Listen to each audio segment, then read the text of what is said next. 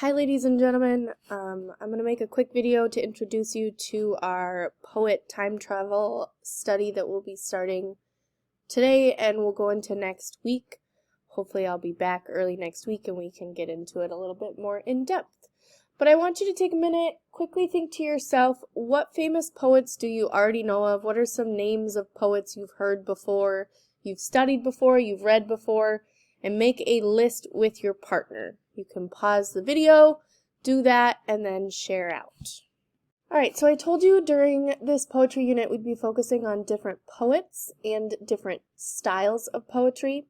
In order to focus on different poets, we're going to do a poet study time travel. So I'm going to take you back in time and we're going to study some famous poets over the years. We're going to do 1 or 2 a day for the next couple of weeks. We'll read a selection of some of their best or most interesting poems from the best or most interesting poets. And you'll get to experience different genres and times based on these poets. You're also going to take notes on this on a document called the Poet Study Time Travel document. It's linked in the Unit 7 folder and it is also attached to today's assignment. You're going to put that in Notability. If you take notes on this in class for the next 2 weeks, then your final project for this unit is going to be halfway done. So, if you participate now, it means less work when we get to the end. You only need to take notes on this document on the yellow pages. So there's a yellow page for each poet we're going to study. As we're studying that poet, that's where all your notes go. Again, this is what you're going to use when we get to the final assessment.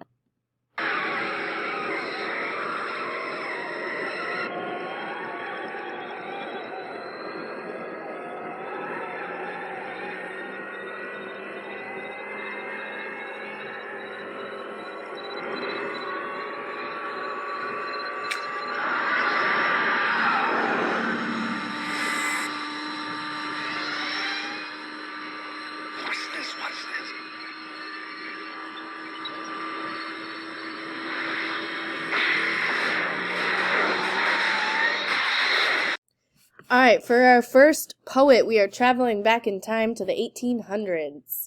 So to give you a little bit of context for this time, I want you to think about what life was like back then.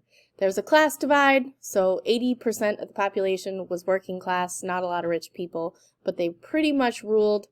There were cramped, unideal living situations, single-room schoolhouses, unequal rights for women, lots of disease, so the life expectancy was pretty short, a lot of unsafe working conditions as well. A lot of jobs were based on manual labor, and there was the Industrial Revolution beginning. And then, hence, the rise of capitalism. The first man we are going to study is Edgar Allan Poe. His type of poetry can be described as mystery, horror, romance, narrative. This man was a dark dude. If you want an emo poet, this is the king of emo poetry. His background, he was known for his poetry and short stories, so he wrote more than one style of writing. But we're going to really study his poetry. His poetry was really dark. There were often twists to it. He was born in Boston. His wife died relatively young. She was also a child bride. Gross. And he died under very mysterious circumstances. His poetry is really reflective of his experiences and the time he was alive. So keep all of this information in mind as we are reading his poems. Again, I want to remind you that you should be following along on your document, the Poetry Study Time Travel document. What you are going to do is fill out this yellow slide, and I've modeled for you it with the first poem we're going to read together today. You'll read the second poem and add to it. This is not graded on your artistic ability. It is not graded on you being 100% accurate. When we study poetry, we all kind of interpret it a little bit different. So this is just a notes page to show me that you read the poem and you were thinking about what you were reading. If you're doing this thinking process, then you're going to use these notes to help you on that final assessment, like I said. So this is my notes I took on the first poem. We're going to read the first poem together and then discuss it. and then you're going to read the second poem and add to these notes. These can be doodles, these can be a full page, like if you want to draw a scene. Then you're just going to list out some themes and topics covered. I've started this. We'll discuss more when we're done reading the first poem.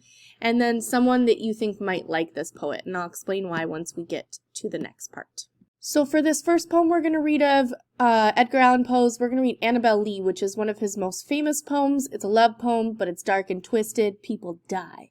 So what you need to be doing is following along on this document or taking notes on the yellow page. Either one works for me as long as you're listening to the poem as we go. Annabel Lee by Edgar Allan Poe.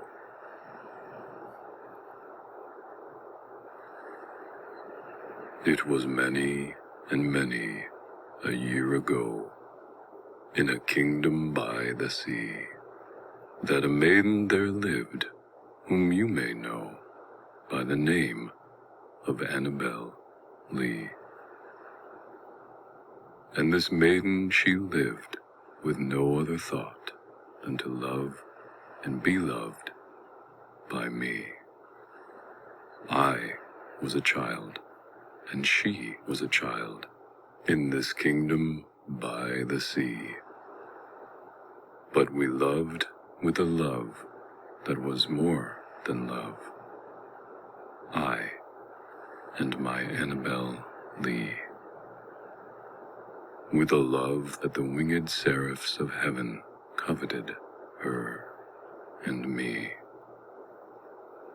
And this was the reason that long ago, in this kingdom by the sea, a wind blew out of a cloud, chilling my beautiful Annabel Lee, so that her high-born kinsman came and bore her away from me, to shut her up in a sepulchre in this kingdom by the sea. The angels, not half so happy in heaven, went envying her and me. Yes, that was the reason, as all men know, in this kingdom by the sea, that the wind came out of the cloud by night, chilling and killing my Annabel Lee. But our love, it was stronger by far than the love of those who were older than we, of many far wiser than we. And neither the angels in heaven above, nor the demons down under the sea, can ever dissever my soul from the soul of the beautiful Annabel Lee. For the moon never beams without bringing me dreams of the beautiful Annabel Lee. And the stars never rise, but I feel the bright eyes of the beautiful Annabel Lee. And so, all the night tide, I lie down by the side of my darling, my life and my bride, in her sepulchre there by the sea, in her tomb by the sounding sea. Alright, I told you his stuff was dark and twisted, so let's discuss. I kind of drew out a scene from it on my notes. I did a broken heart because he's heartbroken when she dies. Some topics covered. Remember, topics are one word, so I said love, death. The theme I thought of this one was some love is so deep that it lasts beyond lifetimes, because he's kind of talking about even though she dies, he still goes to visit her and still loves her. And then someone I thought might like this is Billie Eilish, just because her music is kind of pretty dark and emotional. She talks about breakups and losing love a lot, so I thought this would be a really fitting poet for her. This can be someone in your life personally. Maybe you know someone that would like to listen to Poe. Maybe it's you. You could explain why. I didn't write down why, but you should be writing down why, explaining who you picked and why. Again, if this is filled out, it's going to help you on our final assessment. What you are going to do is go read his second poem on your own or with a partner. It's up to the sub. It's this page and the next page, so it's a little bit longer. I've also, I don't know if I linked for you the YouTube video, but if you want to look up a YouTube video to read it to you, you can.